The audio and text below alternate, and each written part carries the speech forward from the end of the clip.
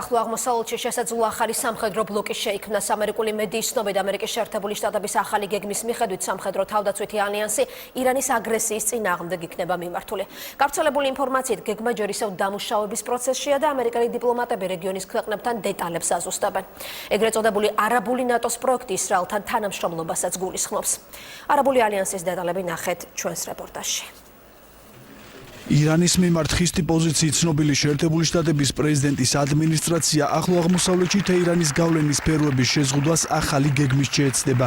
ტრამპის კაბინეტი ახლო აღმოსავლეთში ახალი სამხედრო ალიანსის შექმნის გეგმას განიხილავს, რომლის შემადგენლობაში ირანთან დაპირისპირებული სახელმწიფოები შევლენ.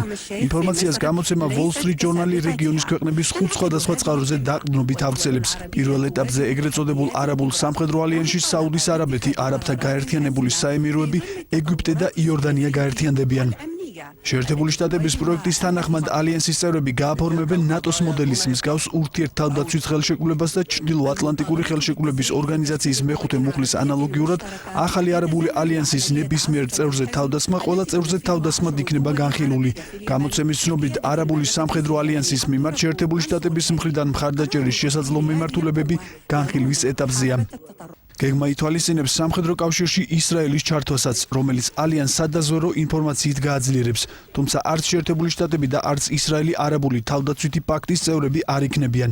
შეერთებული შტატებისა და ისრაელის ხელმძღვანელები გეგმასთან დაკავშირებით ოფიციალურ კომენტარს არ აკეთებენ. თუმცა 15 თებერვალს ვაშინგტონში შეერთებული შტატების პრეზიდენტთან ერთად ერთობლივ პრესკონფერენციაზე ისრაელის პრემიერ-მინისტრმა ახლო აღმოსავლეთის პოლიტიკურ საკითხებზე საუბრისას აღნიშნა, რომ ჯერა რომ მშვიდობის დიდი შესაძლებლობა რეგიონალური მიდგომიდან მოდის, რომელშიც ჩვენი ახლად შეძენილი არაბი პარტნიორებიც არიან ჩართული. თუ ერთად ვიმუშავებთ აქ მხოლოდ ამერიკის შეერთებულ შტატებსა და ისრაელს არ გულისხმობ, ასევე რეგიონის ბევრ სხვა სახელმწიფოს, რომლებიც ირანის საფრთხის მასშტაბებს პირისპირ ხედავენ, ჩვენ შეგვიძლია უკუვაგდოთ თეირანის აგრესია. ეს მნიშვნელოვანია ისრაელისთვის და არაბული ქვეყნებისთვის.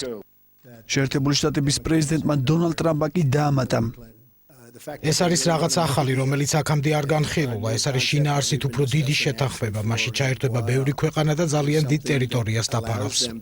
თავდაცვითი ბლოკის შექმნას რამდენიმე აუცილებელი წინაპირობა აქვს. საუდის არაბეთი და არაბთა გაერთიანებული საემიროები შეერთებულ შტატებს კანონმდებლობის შეცვლას თხოვენ, რომლის მიხედვითაც 2001 წლის 11 სექტემბრის ტერაქტის დროს დაღუპულთა ოჯახის წევრებს რამდენიმე არაბული სახელმწიფოს მთავრობის წინააღმდეგ სასამართლოში სარჩელი შეტანა შეუძლიათ.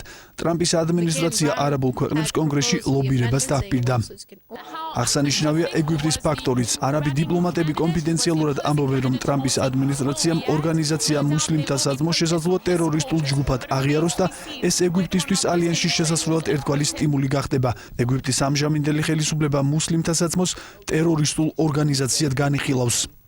ალიანსში ისრაელთან სათანამშრომლოდ არაბული ქვეყნების კიდევ ერთი მოთხოვნა დასავლეთ სანაპიროსა და აღმოსავლეთ იერუსალიმში ებრაული დასახლებების მშენებლობის შეჩერება. საუდის არაბეთსა და ისრაელს შორის თანამშრომლობის მყარი საფუძველი ირანის წინააღმდეგ დამოკიდებულება, მით უმეტეს რომ ბირთვულ შეთანხმებას ორივე სახელმწიფო ეწინააღმდეგებოდა. ახალი გეგმის პარალელურად აქტიურ დიპლომატიურ ცვლებს აკეთებს ირანი. კუვეითში ვიზიტისას პრეზიდენტმა ჰასან როჰანიმ შიიტი და სუნიტი მუსლიმების ერთობის მნიშვნელობაზე ისაუბრა. ამ კუთხით აღსანიშნავია როჰანის ვიზიტი ომანშიც. სპარსეთის ყურის ქვეყნების ნაწილი ირანთან დაპირისპირებულია, რადგან სირიისა და იემენის კონფლიქტებში დაპირისპირებული მხარეების მხარდამჭერები არიან. მიაღწევენ თუ არა ეგრეთ წოდებული არაბული ნატოს შექმნას და როგორ გადანაწილდება ახლო აღმოსავლეთის პოლიტიკური საჭადრაკო დაფა უახლოეს მომავალში გახდება ცნობილი.